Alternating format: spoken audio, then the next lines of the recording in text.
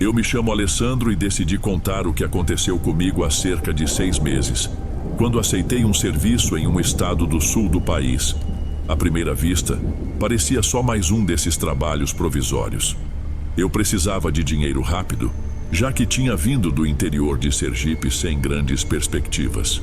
Meu primo me contou de uma empresa que contratava pessoal sem pedir muitas garantias, porque o lugar onde iam trabalhar era velho e exigia mão de obra disposta a lidar com mofo, poeira e toda sorte de dificuldade. A princípio, achei que seria apenas um trampo de reforma ou limpeza, mas logo descobri que havia algo muito estranho naquele antigo forte militar abandonado. No anúncio, a vaga dizia que procuravam pessoas para remodelação e organização de espaços históricos. Eu não fazia ideia do que isso significava em detalhes. Assim que cheguei a Santa Catarina, peguei um ônibus até a cidade onde o forte ficava. Mas não vou mencionar o nome para preservar meu anonimato e também por receio de qualquer retaliação. Na rodoviária, encontrei um sujeito que segurava uma plaquinha com o nome da empresa e fui me apresentando. Ele não perguntou nada sobre meus documentos, apenas me cumprimentou, meio apressado, e me levou de carro até o local. No caminho tentei puxar assunto, mas ele só dizia: "Você vai ver por si mesmo, eles explicam lá dentro." Eu estranhei a atitude, mas segui em silêncio olhando pela janela.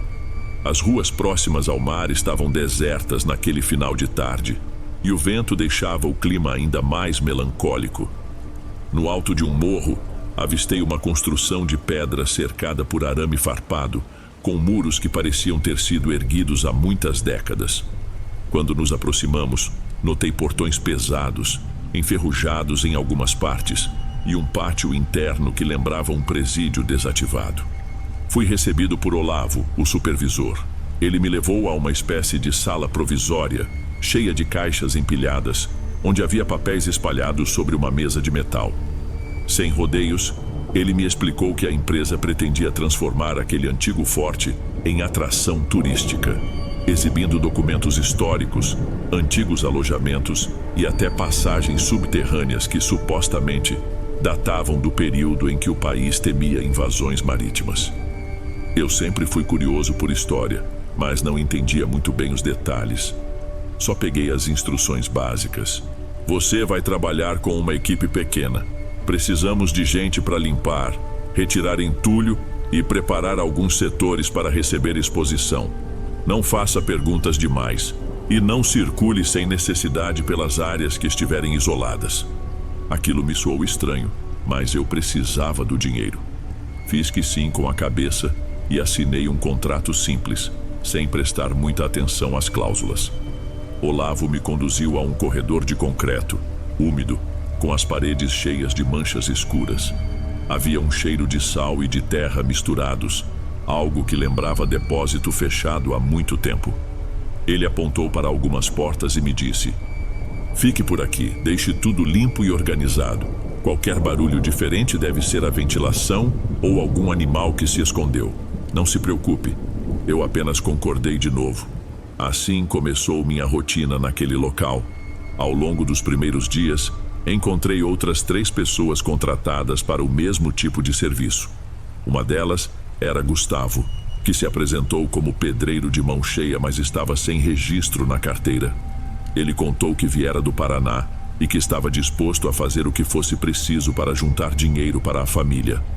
Fábio, por outro lado, era um rapaz do Pará que vivia sem rumo certo, aceitando trabalhos temporários em vários estados. Havia também Luana, uma moça de Roraima que tinha uma expressão sempre concentrada e falava pouco, mas me pareceu bastante gentil. No começo, nossa tarefa principal consistia em remover móveis quebrados e restos de madeira que se acumulavam em várias salas. O forte estava dividido em setores. Alguns túneis corriam por baixo das muralhas e desembocavam em compartimentos claustrofóbicos. Ouvíamos histórias de que havia mais andares subterrâneos nunca abertos ao público. Eu não gostava de ficar sozinho nessas partes fechadas, mas precisei me acostumar, já que a equipe se dividia para ganhar tempo. O lugar ficava ainda mais esquisito quando a luz falhava, ou quando os geradores desligavam, deixando apenas lanternas e velas improvisadas. Logo nas primeiras semanas, comecei a notar acontecimentos que me deixavam desconfortável. Certa vez, fui organizar algumas caixas num corredor estreito, quase sem iluminação, e jurei ter ouvido alguém chamando meu nome.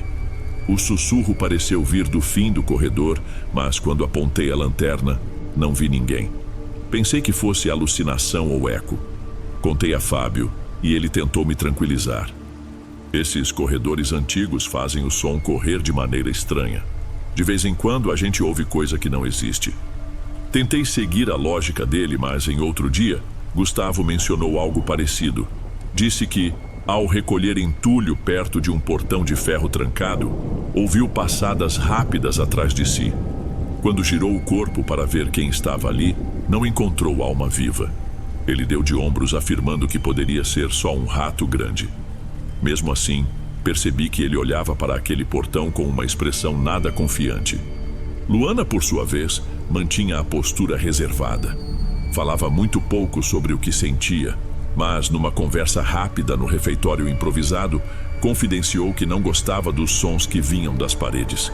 Ela descreveu estalos e batidas, como se alguém desse socos fracos do outro lado do concreto. Achei estranho, mas não quis tocar muito no assunto, com medo de deixá-la ainda mais impressionada. Quanto mais eu trabalhava, mais me sentia oprimido pela atmosfera. Alguns locais pareciam gelados, mesmo com o clima ameno do lado de fora. Outras áreas tinham um teto tão baixo que era preciso quase rastejar. As histórias sobre a origem daquele forte também surgiam aos poucos. Segundo conversas de bastidores, teria sido construído para defender a costa de possíveis ataques navais, mas nunca foi muito acionado para batalhas. Depois teria sido usado como depósito de armas e como prisão para soldados desertores em algum momento conturbado do passado. Havia boatos de que uma parte ruiu após uma forte tempestade e algumas pessoas teriam ficado presas em um dos túneis sem chance de resgate. Eu não sabia o que era verdade ou fofoca. Olavo raramente dava explicações claras. Ele só aparecia para distribuir tarefas e cobrar prazos. Se alguém levantava a hipótese de haver algo estranho, ele dizia com impaciência: "Precisamos entregar esse lugar pronto em 2 meses. Foquem no serviço. Deixem de bobagem." Em uma das noites em que precisei fazer hora extra, Gustavo e eu ficamos responsáveis por remover uns engradados enferrujados de um porão repleto de teias de aranha. A iluminação era falha e usávamos 2 lanternas de mão. Num dado momento ele parou e fez um gesto para que eu desligasse a minha lanterna. Obedeci e ficamos em silêncio. Logo depois, escutamos algo parecido com uma voz ou gemido abafado que não conseguimos localizar. Parecia vir de todos os lados, mas quando ligamos as lanternas novamente não havia nada. Gustavo comentou sem olhar para mim: "O barulho aqui dentro ecoa de um jeito que deixa tudo confuso." Concordei, tentando não entrar em pânico. Mesmo assim, fiquei inquieto durante todo o restante do turno. Aos poucos percebi que não éramos os únicos a passar por aquilo. Certa tarde, Luana subiu correndo do subsolo, ofegante, e pediu para trocar de setor. Ela não quis explicar o motivo, mas comentou apenas que tinha visto alguma coisa se mexendo num canto escuro, onde não deveria haver ninguém. O supervisor negou o pedido, alegando que todo mundo estava sobrecarregado. Ela voltou desanimada e eu a acompanhei até a área designada para que não ficasse sozinha. Não vimos nada de anormal naquele dia, mas a agonia dela era evidente. Com o passar das semanas, um clima pesado se instalou entre nós. Ninguém falava abertamente sobre assombrações, mas era como se todos estivessem pisando em terreno minado. Olavo continuava pressionando, dizendo que tínhamos de acelerar a limpeza e a arrumação, pois uma equipe de arquitetos viria fazer a parte mais refinada da obra. Fábio começou a trabalhar de fones de ouvido para não se distrair com sons suspeitos.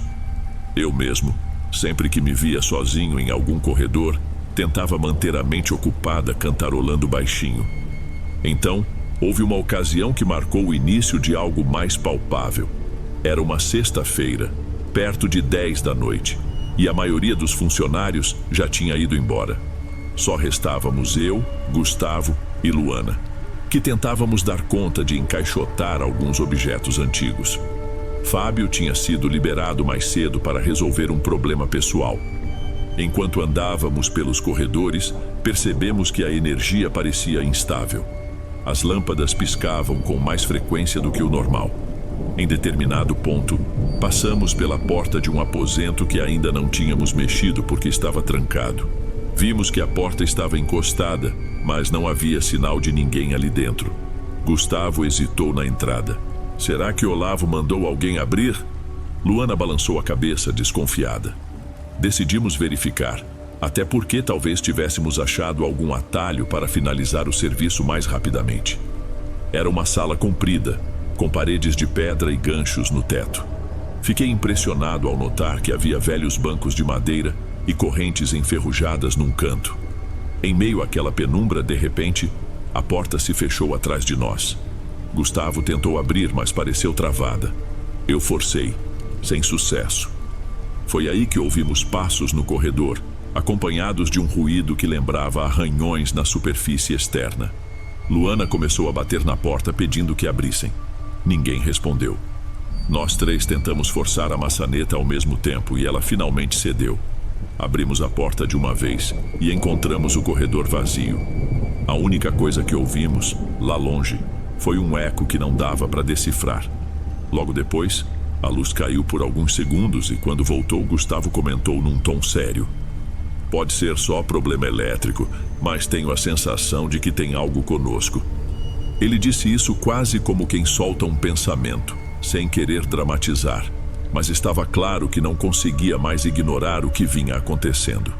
Luana concordou, em voz baixa, e resolvemos ficar juntos até terminarmos a tarefa. Ao sairmos para o pátio, encontramos Olavo, que reclamou de estarmos perambulando pelas dependências antigas. Explicamos que apenas seguimos uma porta aberta, mas ele não deu muita bola. Não inventem histórias, continuem o que tem que fazer. Naquele fim de semana, Fábio voltou no sábado e contou que tinha pesquisado sobre o histórico do forte. Disse que, além de servir como base militar, aquele lugar foi usado por algum tempo como área de detenção para prisioneiros de guerra. Havia relatos de maus tratos e até de gente que sumiu sem deixar rastro. Eu não sabia até que ponto era lenda ou fato, mas, considerando o clima que a gente presenciava, tudo parecia se encaixar num cenário sinistro. Gustavo, que não era de se impressionar facilmente, ficou pensativo. Já Luana abraçou os joelhos e comentou: talvez seja por isso que a gente se sente tão mal aqui dentro. Eu partilhava da mesma sensação.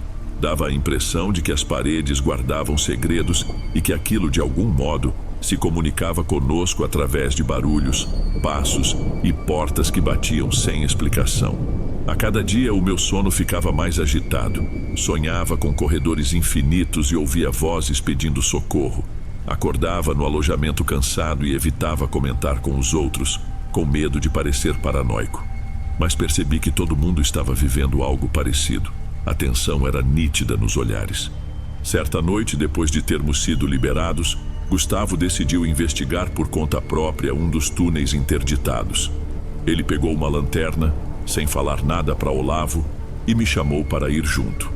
Eu fui, contrariado, mas curioso. O túnel ficava atrás de uma porta gradeada que levava a um lance de escadas escuras. A luz da lanterna tremulava nos degraus úmidos. O ar era pesado e havia infiltrações que deixavam tudo escorregadio.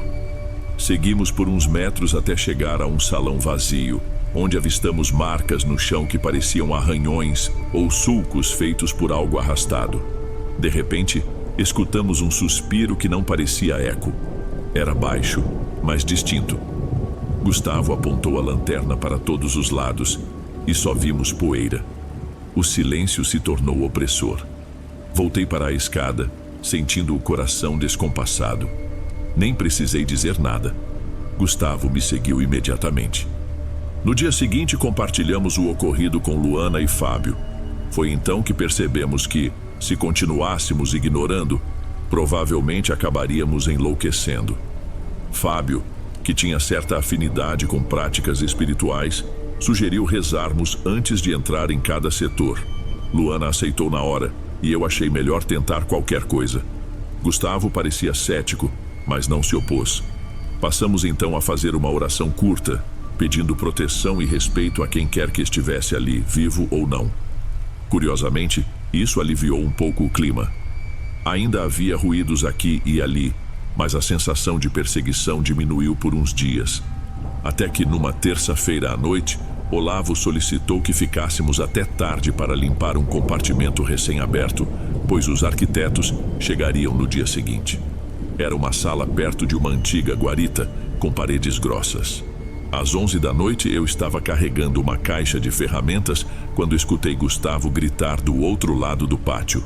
Larguei tudo e corri até lá, junto com Fábio. Encontramos Gustavo caído no chão, tentando se afastar de algo que não conseguimos ver de imediato. Ele tremia e segurava a lanterna apontada para um canto escuro. Chegando mais perto, notei que havia um contorno de sombra naquele canto que parecia minimamente diferente do resto. Não era um vulto nítido, mas dava a impressão de ter uma silhueta humana, imersa numa penumbra estranha. Minha vista não estava boa, e ainda assim pude jurar que havia uma forma ligeiramente inclinada, como se nos observasse. Uma espécie de ruído ressoou, mais semelhante a uma respiração intensa do que a qualquer palavra. Fábio me puxou pelo braço e sussurrou: "Isso não é normal, vamos embora." Gustavo levantou ainda atordoado. A sombra se dissolveu na escuridão em poucos segundos, e o local voltou a ficar apenas com a luz da lanterna tremida. Ficamos sem saber o que dizer ou fazer. Quando Olavo apareceu exasperado, nos encontrou suados e nervosos. Apenas dissemos que ouvimos barulhos estranhos. Ele não deu crédito algum. "Vocês estão cansados e impressionados. Tratem de não atrasar os trabalhos." Foi nesse ponto que chegamos ao nosso limite. Passamos aquela madrugada discutindo o que seria possível fazer. A minha vontade era largar tudo, mas eu precisava do dinheiro. Gustavo também não podia simplesmente ir embora sem receber. Luana e Fábio se sentiam numa encruzilhada semelhante. Falamos até em chamar um padre ou alguém para abençoar o local, mas Olavo certamente não nos deixaria. Fábio então propôs fazermos um tipo de ritual discreto, algo simples. Uma prece coletiva e, se possível, levar um pouco de água benta ou alguma erva de proteção para o ambiente mais carregado. Resolvemos tentar na noite seguinte, fingindo que íamos adiantar o serviço. Olavo concordou em nos deixar lá fora do horário normal. Ele só pediu para não mexermos no gerador e cuidar para não provocar acidentes. Esperamos que ele fosse embora e, então, ficamos nós 4 munidos de velas, de um ramo de arruda que Fábio trouxe e de algumas orações escritas que Luana havia conseguido com uma vizinha religiosa. Não sabíamos direito o que estávamos fazendo, mas havia um sentimento de que, ao menos, estaríamos nos protegendo e, talvez, ajudando algo ou alguém que estivesse preso naquele local. Escolhemos uma sala ampla perto do portão principal, onde a tensão parecia maior. Fechamos a porta, colocamos algumas velas em volta e começamos a rezar. Cada um a seu modo, pedindo que, se existisse alguma presença naquele forte, encontrasse descanso ou perdão. Não foi nada exagerado, mas dava para perceber o quanto estávamos nervosos. Durante alguns minutos não ocorreu nada de anormal. Só o silêncio, interrompido por nossas vozes e pela chama das velas se mexendo. Lá pelas tantas, senti o ar ficar muito pesado, como se a pressão tivesse subido de repente. Olhei para os outros e eles também pareciam desconfortáveis. Luana passou as mãos pelos braços como quem tenta se acalmar. Fábio fechou os olhos e continuou a oração. Gustavo, ao meu lado, me olhava como se perguntasse: "Vai dar certo?" Mas não pronunciou palavra. De repente as velas começaram a balançar juntas, mesmo sem vento aparente. Parecia haver uma movimentação de ar no centro da sala, mas nada visível a olho nu. Então, um estampido distante soou, como se uma porta pesada tivesse batido num outro ponto do forte. Eu me contive para não sair correndo. Ficamos ali unidos por mais alguns instantes, até que o barulho sumiu e o ar voltou ao normal. Não houve nenhuma aparição nítida ou palavra sobrenatural, mas a sensação de opressão amenizou. Apagamos as velas, rezamos em silêncio e em seguida saímos para o pátio. Cada um respirou fundo, sem saber ao certo o que pensar. O lugar não se tornou imediatamente acolhedor, mas deixou de ser aquela prisão sufocante que nos acompanhava até então. Nas semanas seguintes, continuamos nosso trabalho sem grandes incidentes.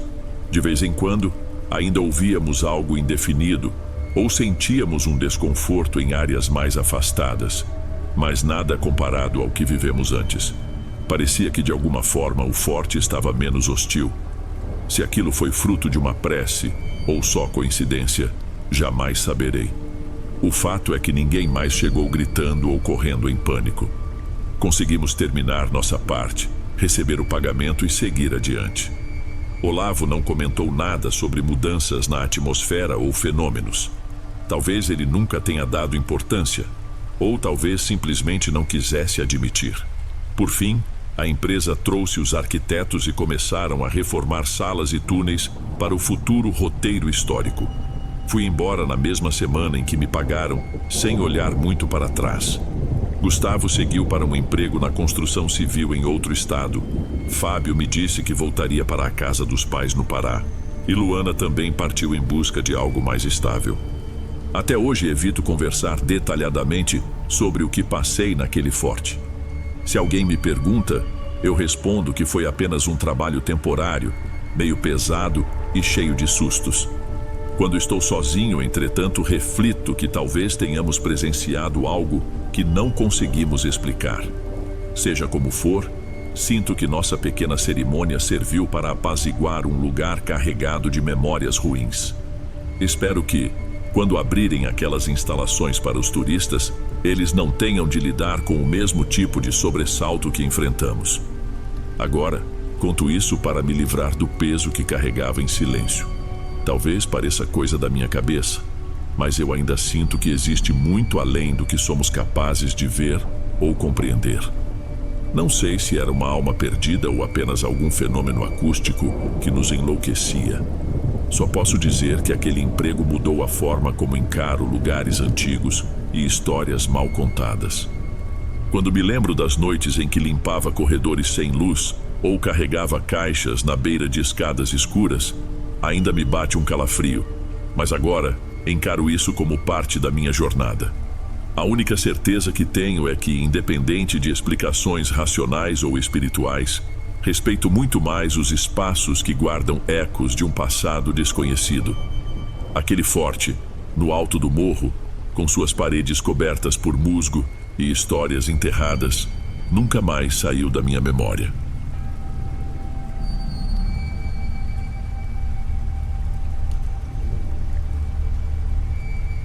Antes de irmos para o próximo relato, verifique se você já está inscrito aqui no canal e se já ativou o sino de notificação para receber as próximas histórias. Aprecio sua companhia e seu apoio faz toda a diferença. Bem, vamos continuar.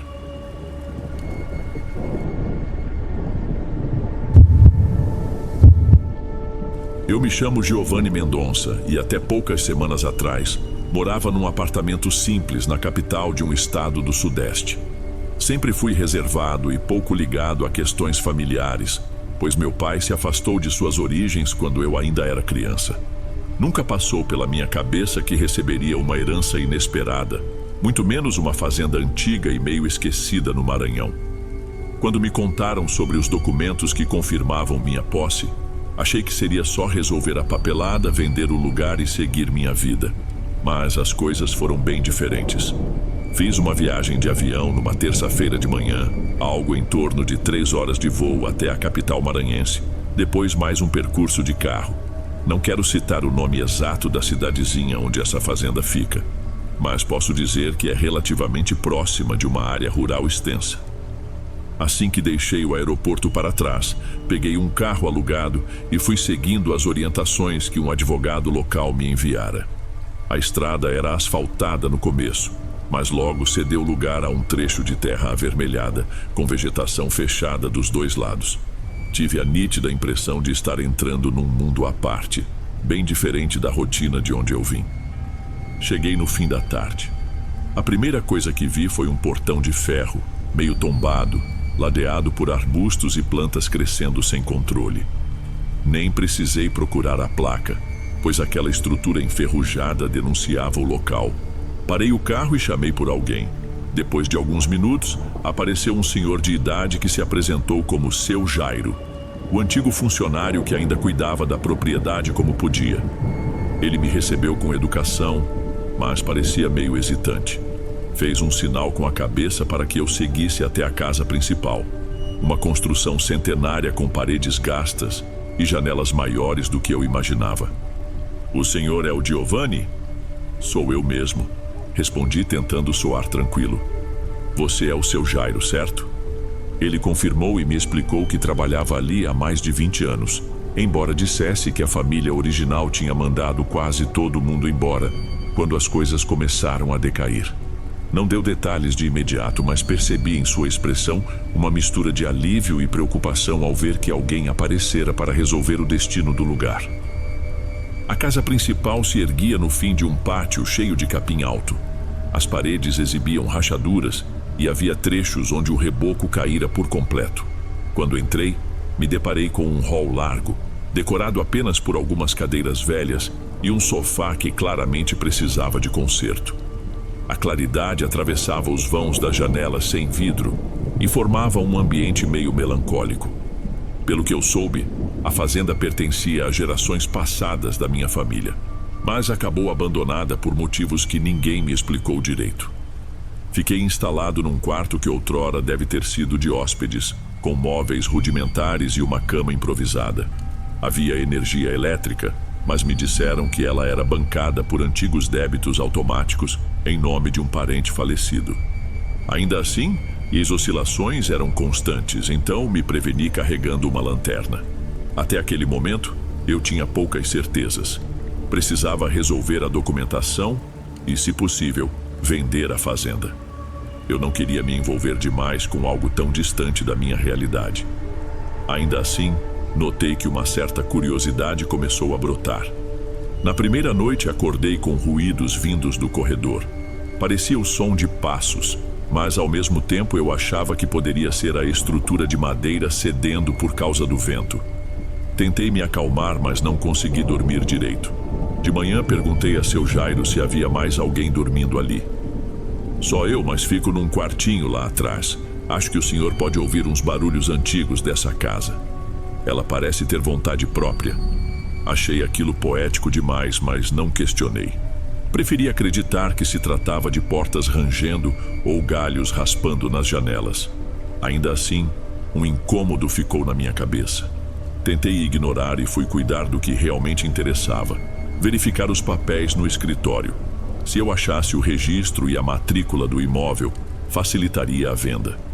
No segundo dia, encontrei um baú com documentos velhos, guardados de forma descuidada. Havia cartas amareladas, contas de compra de gado e, entre tudo isso, alguns relatos estranhos. Uma das folhas trazia anotações sobre um compromisso que minha família teria firmado com uma entidade desconhecida para assegurar a prosperidade das plantações. Parecia coisa de folclore, mas o tom das anotações me deixou desconfortável. Falava-se de noites de lua cheia e de rituais no meio do mato. Eu quase ri, mas alguma coisa em mim ficou inquieta. Quando terminei de ler, percebi que estava escurecendo. De repente, me ocorreu que eu não tinha visto Seu Jairo o dia inteiro. Fui procurá-lo no quintal, perto de uma área que parecia ter sido um pomar. Ele estava sentado num banquinho, olhando fixamente para a copa das árvores. Tentei puxar assunto, mas ele parecia distraído. "O senhor achou alguma coisa interessante na papelada?" "Nada de muito útil, só umas histórias esquisitas sobre pactos." "Então já viu a parte que ninguém gosta de lembrar." Ele não se aprofundou no assunto, mas me alertou de que, no passado, havia gente da região que tinha medo de trabalhar na fazenda. Houve rumores de desaparecimentos, mas nada comprovado oficialmente. Ele mesmo disse que presenciou coisas que preferia não comentar em voz alta. Ainda assim, teimava em ficar naquele pedaço de terra por um senso de dever, ou talvez por não ter outro lugar para ir. Na terceira noite, acordei mais uma vez por volta de 2 ou 3 horas da madrugada. Ouvi um ruído parecido com um lamento distante. Poderia ser o vento, mas parecia mais carregado de entonação humana. Peguei a lanterna e, com certa relutância, saí do quarto. O corredor estava na penumbra. O piso rangia sob meus pés e eu caminhava devagar para não tropeçar. Quando virei para o hall, tive a impressão de ver alguém encostado numa das paredes. Levei um susto e apontei a luz, mas não havia ninguém. Voltei para o quarto sentindo um desconforto que não sei explicar direito. Passei o resto da madrugada sem dormir, pensando se aquilo tinha sido fruto da minha imaginação ou se de fato alguém circulava pela casa sem que eu soubesse. De manhã resolvi pedir ajuda a uma senhora conhecida na região, chamada Dona Teresa, que, segundo boatos, entendia de curas e assuntos espirituais. Conversei com ela numa casa simples, não muito longe dali. Ela me recebeu com gentileza, mas avisou que não faria nenhum trabalho naquele lugar. Coisas ruins aconteceram lá e as marcas ainda pairam. Prefiro não me envolver. Conforme os dias passavam, fiquei cada vez mais certo de que precisava vender o lugar. Mas as poucas pessoas a quem oferecia a propriedade demonstraram receio. Alguns até foram visitar, mas desistiram após conversarem com moradores locais que contaram histórias de maldições familiares. Enquanto isso, a atmosfera na casa ficava cada vez mais tensa. As madeiras estalavam de forma estranha e, em certas madrugadas, eu quase tive a certeza de ouvir alguém me chamar pelo nome. Seu Jairo, incomodado com meus questionamentos, acabou decidindo ir embora. Disse que teria de visitar um parente num outro município, mas não deixou claro se voltaria. Alguns dias depois, encontrei um bilhete sobre a mesa da cozinha, informando que ele chegara bem ao destino e que, se eu precisasse, era só ligar. Mesmo assim, fiquei sozinho, e então percebi o quanto a solidão do lugar aumentava a sensação de insegurança.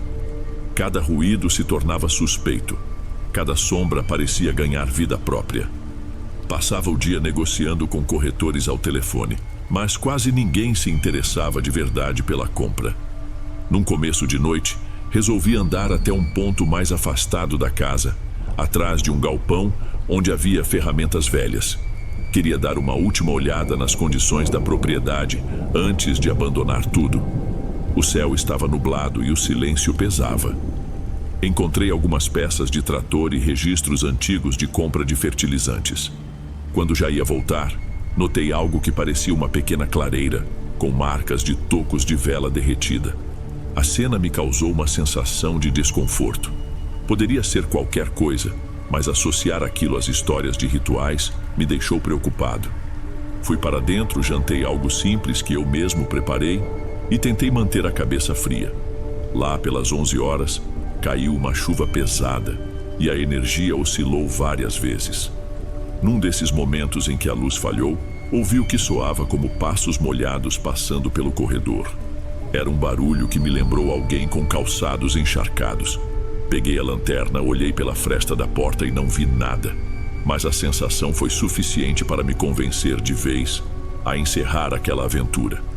Na manhã seguinte, arrumei minhas coisas, juntei os papéis e liguei para um escritório de advocacia num município maior, pedindo ajuda para oficializar a venda. O processo arrastou-se por quase 2 meses, pois alguns corretores simplesmente recusaram anunciar o imóvel. De tanto insistir, acabei vendendo para um empresário que queria um terreno grande para plantio, mas por um preço bem abaixo do esperado. Não lamento. Meu foco era sair dali com saúde mental intacta. Hoje estou de volta à capital do meu estado de origem. Passei 2 semanas me consultando com um psicólogo porque não conseguia dormir sem pensar naquelas noites e nos sons que me acordavam. Não tenho certeza sobre nada do que vivi, se havia mesmo algo além da minha imaginação, ou se o lugar apenas carregava uma história traumática que afetava quem passasse tempo demais ali. Só sei que estou aliviado por não precisar voltar.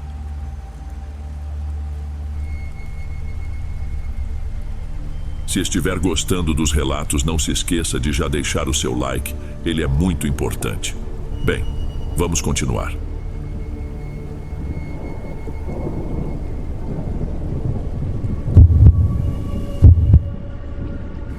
Meu nome é Letícia e venho do interior de Sergipe.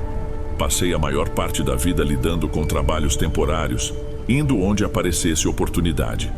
Nunca tive muita estabilidade, mas me acostumei com a rotina de mudanças e contratos informais. Há alguns meses, recebi uma proposta para trabalhar como cuidadora de um espaço de ecoturismo nas montanhas de Santa Catarina. Um colega chamado Diogo, que conheci num galpão de embalagem de frutas no Paraná, entrou em contato dizendo que havia vaga para mais gente, sem burocracia. A promessa era de pagamento em dinheiro vivo e estadia garantida. Aceitei porque precisava juntar algum dinheiro para ajudar minha família. Depois que confirmei minha ida, Diogo me explicou que o lugar ainda estava fechado para o público e que o proprietário pretendia inaugurar a área em breve. A missão consistia em manter tudo organizado, afugentar curiosos e garantir que nenhum ato de vandalismo acontecesse. O tal proprietário forneceria suprimentos semanais, mas ficaria quase sempre ausente. Parecia um serviço tranquilo, ainda mais com a chance de ficar perto da natureza. Partimos em um pequeno grupo de 5 pessoas, todos de regiões diferentes do país. A carona veio num micro-ônibus meio velho, que saiu de uma estrada secundária perto de Joinville em direção às montanhas. O motorista não falava muito. Diogo disse que ele era funcionário de confiança do dono do acampamento. Na viagem, fui apresentada a Bruno do Maranhão e Ana de Alagoas. De cara notei que ela era bem comunicativa e parecia animada com a possibilidade de viver alguns dias em meio a pinheiros. Também conheci Arnaldo de Minas Gerais, que ficava a maior parte do tempo em silêncio. Todos nós compartilhávamos aquela incerteza comum a quem precisa de trabalho urgente, sem saber muito bem onde está se metendo.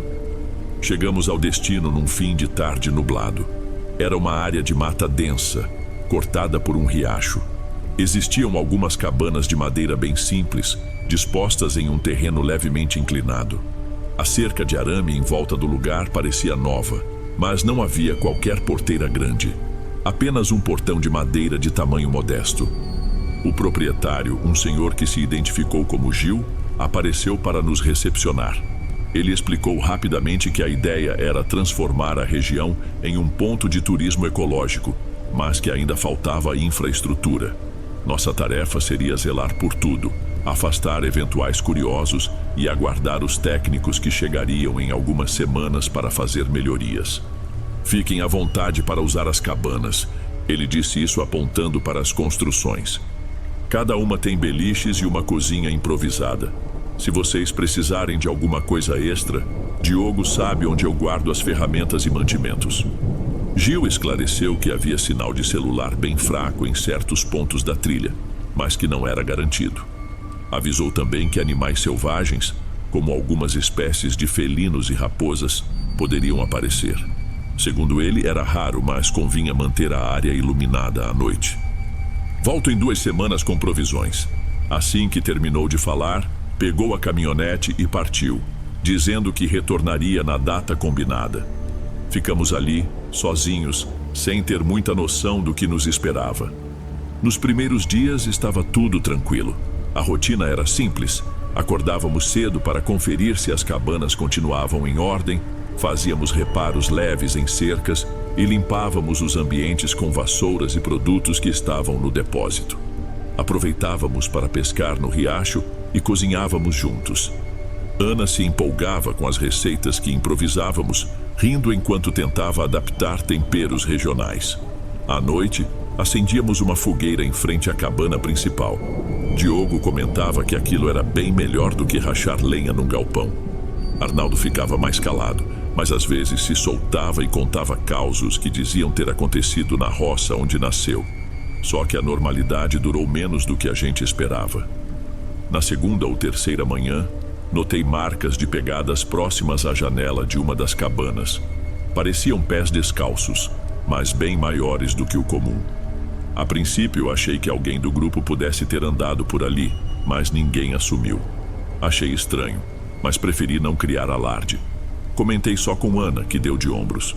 Vai ver, foi algum morador de região próxima, ou alguém que se aventurou em trilha, mas realmente é esquisito. Pouco tempo depois, Bruno mencionou ter escutado sons durante a madrugada, algo que lembrava um cântico baixinho.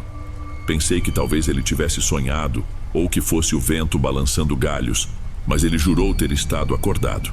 Diogo e Arnaldo disseram que não ouviram nada, então ficamos sem saber se Bruno estava impressionado demais com a ideia de onças ou se havia algo real na mata.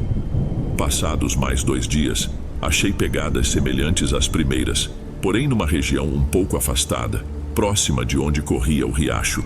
Senti um incômodo ao reparar que as marcas continuavam nítidas mesmo na terra úmida, indicando que eram recentes. Quando mostrei isso ao grupo, houve uma mistura de descrença e preocupação. Arnaldo disse que seria bom verificarmos as redondezas para ter certeza de que ninguém estava invadindo o terreno. Decidimos nos separar em duplas. Bruno e Arnaldo foram para o lado mais alto do terreno, enquanto eu e Ana descemos até o riacho. Quase meia hora depois encontramos algo que me deixou intrigada. Era um círculo de pedras com restos de cinzas no meio, como se alguém tivesse feito uma fogueira ali, e algumas marcas riscadas nas rochas. Pareciam figuras humanas muito simplificadas, mas todas desenhadas com algo avermelhado que não conseguimos identificar. Podia ser tinta de urucum ou algum material parecido, porém a cor parecia um pouco diferente e bastante forte. Aquela mesma cor surgiria depois em outro lugar, mas a gente ainda não tinha como saber disso. Como não entendíamos nada sobre aquelas figuras, preferimos voltar para perto da cabana principal e relatar tudo aos outros. Bruno e Arnaldo apareceram logo em seguida dizendo que não tinham visto nada de anormal, além de uma árvore caída. Assim, ficamos sem saber o que significavam aquelas marcas. Na manhã seguinte, Ana decidiu recolher lenha mais perto do riacho, na região do tal círculo de pedras. Disse que levaria pouco tempo e voltaria com um feixe para mantermos a fogueira acesa à noite. Já passava das 4 horas da tarde quando percebi que ela estava demorando demais. Fui perguntar para Diogo se ela havia comentado alguma coisa, mas ele também estava estranhando o sumiço. Bruno e Arnaldo saíram para procurá-la, e eu fiquei no acampamento, esperando caso ela aparecesse. O fim de tarde chegou sem sinal de Ana. O nervosismo tomou conta de todo mundo. Não havia sinal de celular para pedir ajuda, então pensamos em ir até a estrada mais próxima, mas notamos que o tempo começava a fechar e uma neblina fina cobria as trilhas. Sabíamos que, se nos perdêssemos naquela hora, ficaria difícil encontrar o caminho de volta à noite. Decidimos esperar até o dia seguinte para tentar socorro. Ficamos reunidos em uma só cabana, tensos e sem saber o que fazer. A noite foi horrível. Enquanto tentávamos dormir, ouvimos barulhos que lembravam murmúrios vindos do meio da mata. Em certo ponto, houve um estouro no mato, como se algo corresse a toda velocidade entre as árvores. Diogo colocou o ouvido na porta e ficou imóvel por uns segundos, mas não ousou abrir. Na manhã seguinte, me juntei a Bruno para refazer o caminho que Ana teria feito. Tivemos que andar com cautela pelas pedras do riacho, desviando de galhos e da vegetação rasteira. Encontramos apenas a cesta dela no chão, com algumas lascas de madeira espalhadas. Havia marcas do que poderiam ser passos grandes e pegadas arrastadas, como se tivessem puxado alguém. Fiquei com um embrulho no estômago só de imaginar o que podia ter acontecido. Voltamos correndo para a cabana e explicamos tudo a Diogo e Arnaldo. A pergunta que não saía da minha cabeça era: quem ou o que estava ali perto? Bruno sugeriu que tentássemos de qualquer forma chegar até um povoado, mesmo sem conhecer bem a trilha. Arnaldo discordou. Se a gente se perder agora, corre o risco de ficar mais vulnerável ainda. Esperemos até amanhã. Tentemos vasculhar mais o terreno antes. Vai que Ana está escondida ou machucada. Tive vontade de sair imediatamente, mas não consegui discordar. Partir em desespero poderia nos colocar em risco também. Passamos aquele dia sem encontrar nenhuma pista de Ana. A sensação de insegurança pairava o tempo todo, mas fizemos um esforço para nos manter juntos, com medo de que algo parecido se repetisse com outro membro do grupo. Próximo do anoitecer, tentei vigiar a área do riacho a certa distância, buscando qualquer movimento. Mas a escuridão caiu de repente, deixando tudo ainda mais ameaçador. Nos trancamos na cabana maior, a mesma onde dormíamos todos desde que Ana sumiu.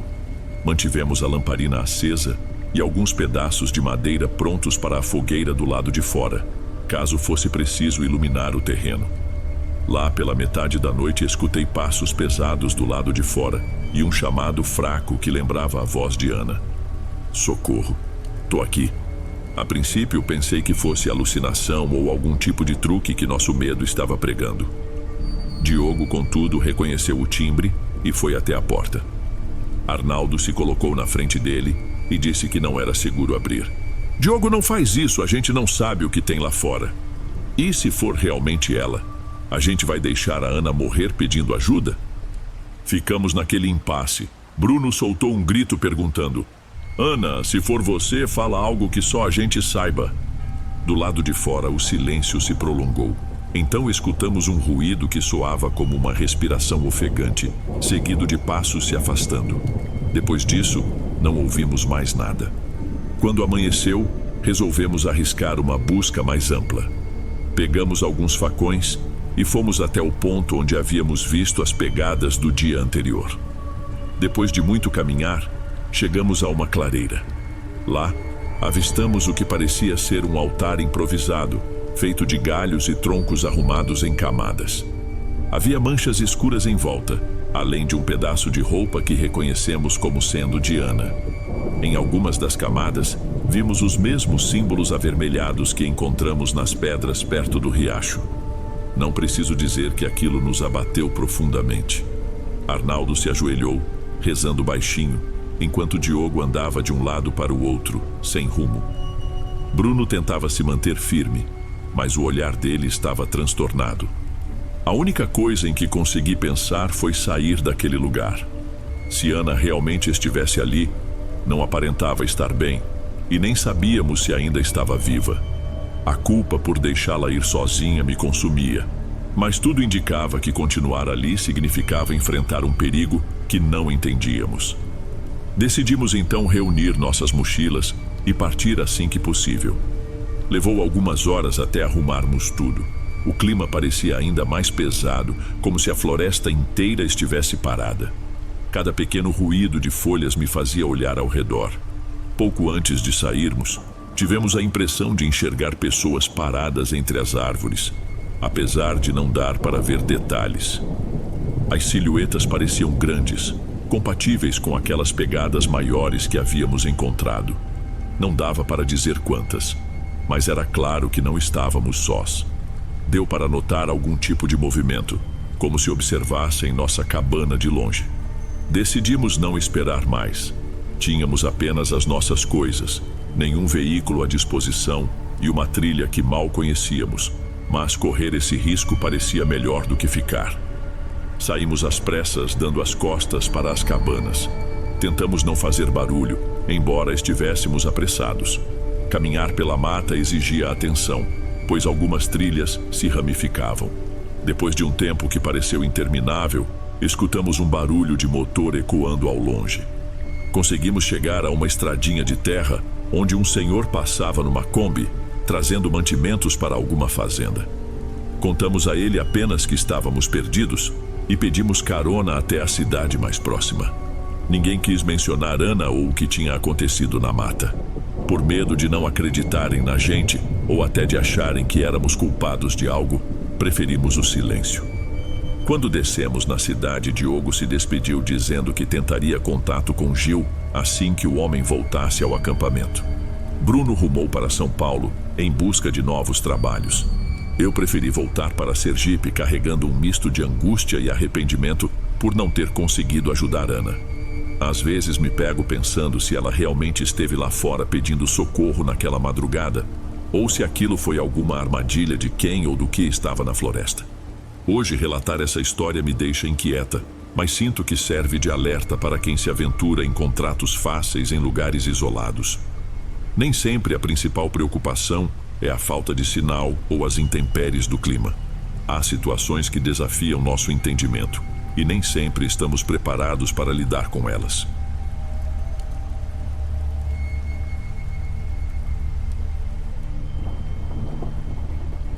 Bem, amigos, esses foram os relatos de hoje. Espero de coração que tenham gostado.